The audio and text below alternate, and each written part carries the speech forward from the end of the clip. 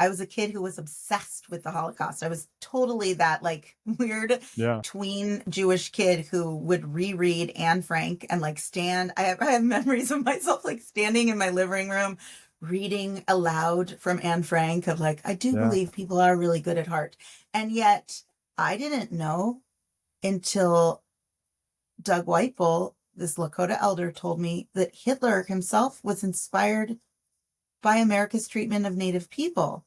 And Yeah. in fact, and Doug told me that he called me one day, it was the day after Holocaust Remembrance Day.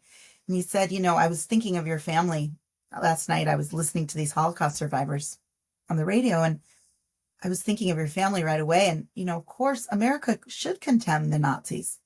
But why doesn't America condemn itself? We had a Holocaust here that lasted 400 years and no one Yeah. ever talks about it.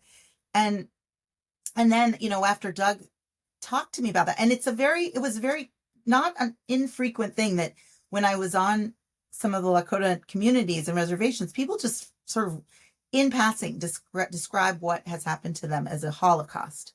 Yeah. And yet again, in my education growing up, that was not a part of my history that I learned. And and just realizing there's a really wonderful book by James Whitman called Hitler's American Model.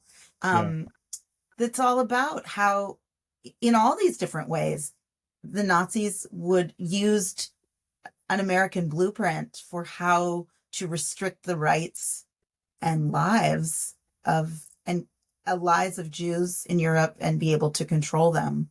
It's very sobering.